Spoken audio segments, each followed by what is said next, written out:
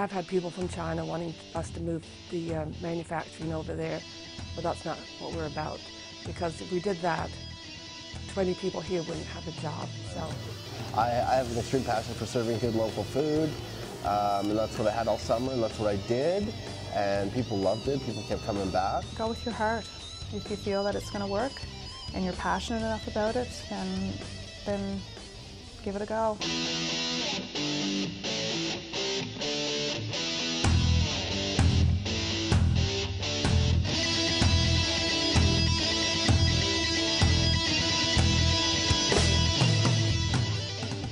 I'm Linda Nobles, and I'm one of the owners of Belfast Mini Mills. Well, we're control freaks, so we try to do absolutely everything. So the main business is the manufacturing of the equipment. I run a mill year-round so that I can answer any questions when people phone from Australia or wherever with a problem. We give free mill tours year-round, so mostly in the summertime. We have our store that's open year-round. We are starting a PEI fibre trail this year, so we're hooking up all the other fibre locations on the island. We give classes, we give knitting classes, weaving classes, felting classes, locker hooking, and that's something that's really growing. And we have animals for the kids to pet. We have a llama, some sheep, cows, petting farm. So we're an international company. We're in 30 countries right now with our equipment, with over 180 installations, which is good because it's fresh money that we're bringing into the province too. And because we're spread out all over the world, even though different things are going on, we don't have all of our eggs in one basket.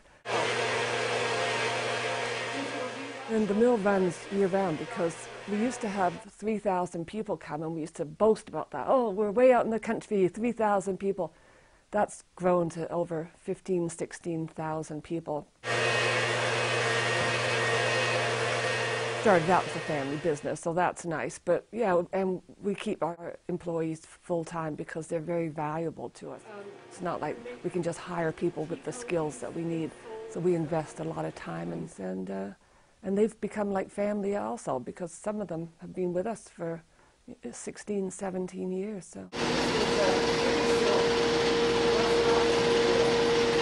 I've had people from China wanting us to move the manufacturing over there, but that's not what we're about. Because if we did that, 20 people here wouldn't have a job. So no, we're going to keep doing what we do. And all that, so it really turns garbage into gold. Well, the guys in the family that started the company just have those weird kind of brains that can figure stuff out. Nobody had formal training.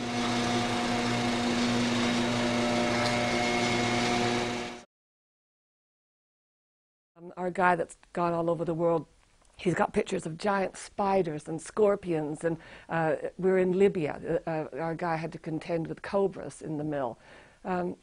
When we were trying to set up in Norway, the volcano blew up in Iceland, so we couldn't get our guys in because of volcanic ash clouds. When we were in Libya, we were just flying our guy in with a second load of equipment when the war broke out. We have to be aware of political situations. A lot of the countries, it's not safe for women to go and train. So it's a very interesting business. Our main strength is we give such good backup. I mean, people phone us, well, they forget what time it is in New Zealand, and so we get calls like 2:30 in the morning, but we're always there to answer questions, because when people have a mini mill, and it's usually a family business, they're running it, right through the year too. So if they have a question, we want to be there to solve it for them. So. And I don't think you'd get that support from a big company.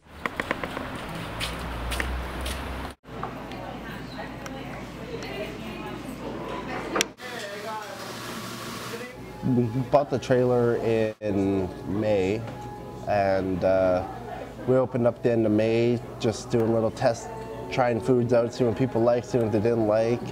hamburgers seemed to be taken off through the trailer, and so we designed like an 8 hamburger menu and just home cut fries, and it took off. I was like, well, what can I do with the toppings that have my burgers?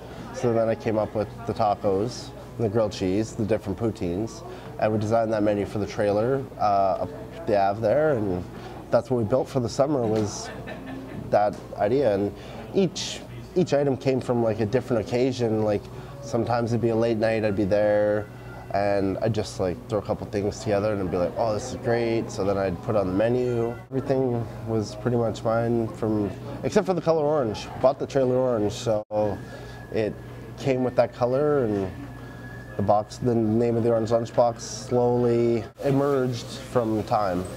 I have an extreme passion for serving good local food, and that's what I had all summer, and that's what I did, and people loved it. People kept coming back, so there was a demand. People were like, we don't want you to close, we want you to open a restaurant somewhere we can sit in, have a beer, have a burger. And we shopped and we looked around. There was other locations that could have happened, and they just weren't as feasible as this one. And one day, miraculously, this fell into my lap, and I jumped on it, and here we are. There's no prepackaged fish that's portioned. There's no pre-cut fries. Although we did this summer when we went to Cavendish, bought some, and we regretted it. We were forced to. We went to the country festival. They forced us to buy their fries, and now we're regretting it. I still have 20 cases that I'm sitting on because I won't sell them, and people won't eat them. My customers love our hand-cut fries. Like, it's that whole element of everything being homemade, fresh, every day. Like, we make our buns, we make our sauces, everything we make. We just get the ingredients in and transform them.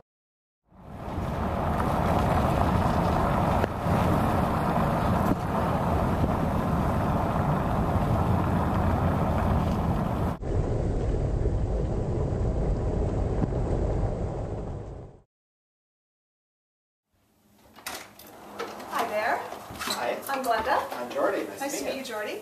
Hi, Glenda. I'm Jessie. Nice to meet you. Hi, Jessie.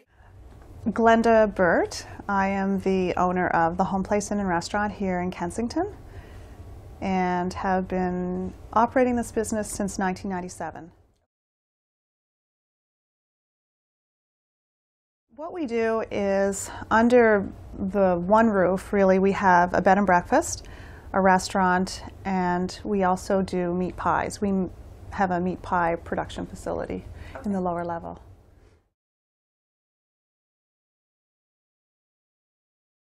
We sell our products across PEI to various grocery stores. For instance, Sobeys, Superstores, the co-ops, KJL Select Meats. I think that's, and some Save Easy, those kind of things. There's some up west as well, and down east, some stores as well. And it's something that we think about, in the past, probably 4 or 5 years, we've been thinking about that. The challenge we have with that is it going to be viable? So that's where we're at right now. We're looking at a business plan, putting together, and seeing if that's something that a next step we would like to take. So it is definitely something that we are looking at.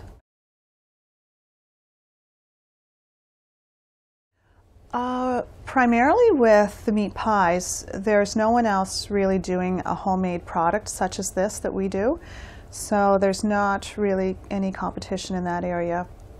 As far as restaurants go and B&Bs, there are others in the area, but we are based right here in Kensington, and our hours are that we are primarily seasonal, but then we stay open during the winter months, not the bed and breakfast as such, but the restaurant with scaled back hours. We buy it locally in the summertime, it's seasonally, and if not, we have to tap into the wholesalers, but primarily locally we purchase.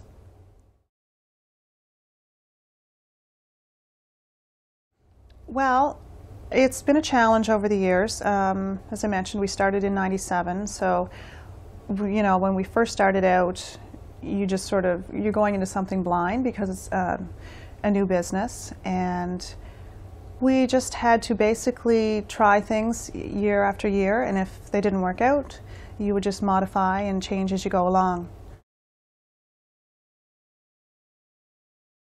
The hours of operation. You know, when I was quite aggressive and wanted to be open 7 days a week from 7 o'clock in the morning for breakfast until 9 o'clock at night. We close our doors, and that was going to be our hours. And we were going to be a full-service restaurant. And then we started to discover that, okay, breakfast isn't so profitable. And, you know, is the time invested in that, you know, very meaningful? And if you're not making the dollars. So what we've had to do over the years is just make those changes accordingly.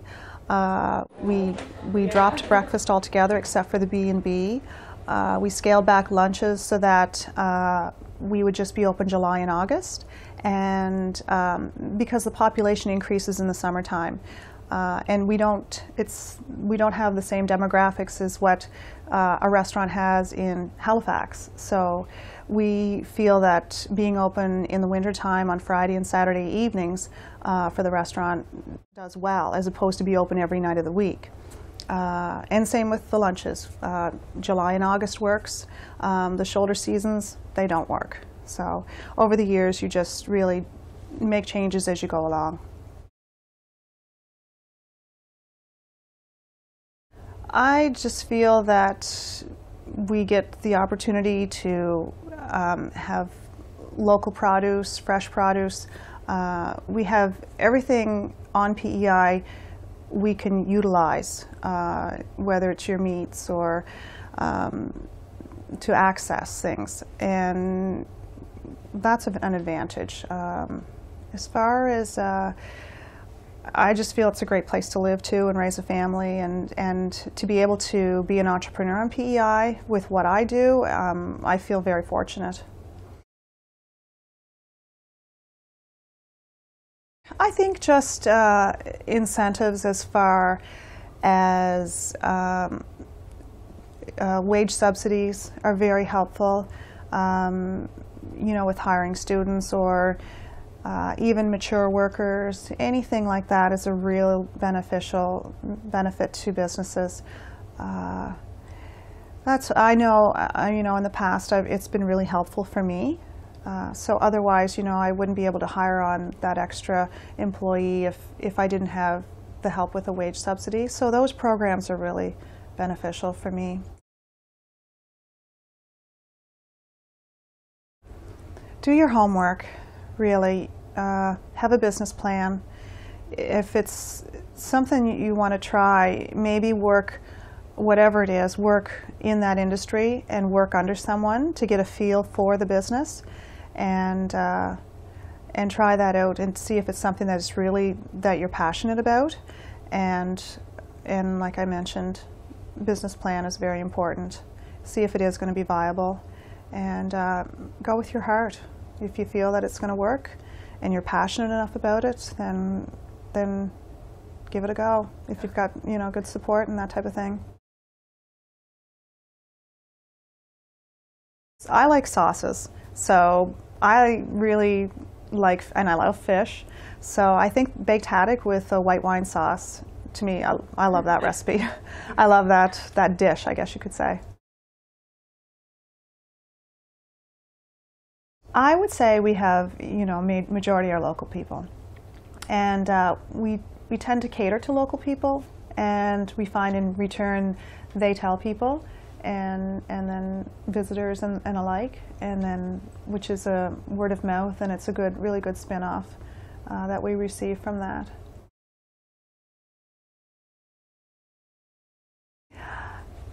Actually, this house was owned by my in-laws, and they were looking to sell it, and we were looking to purchase property. We knew we wanted to open up a restaurant in Kensington. We were looking for land actually to build a restaurant, and we couldn't.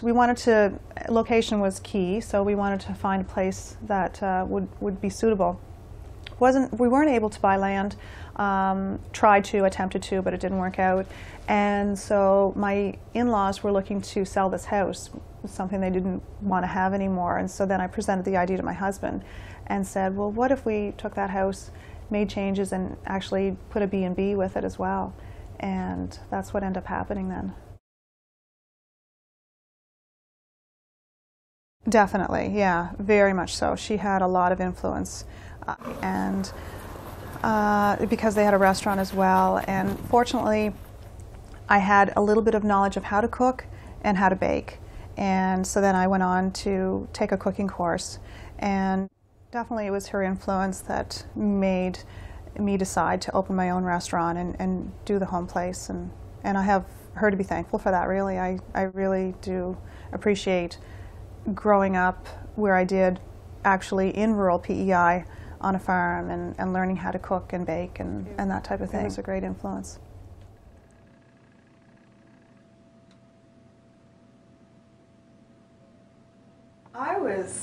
I was really surprised. I knew I had, like, what we made seafood stuffed mushrooms. They were stuffed with lobster and cream cheese, and I knew they were really good. But you know, there were other great food items that evening, and when they announced my name as the winner, I was just like, wow, this is awesome. I was just so happy. It was great. It was really a great recognition, I guess, that was bestowed.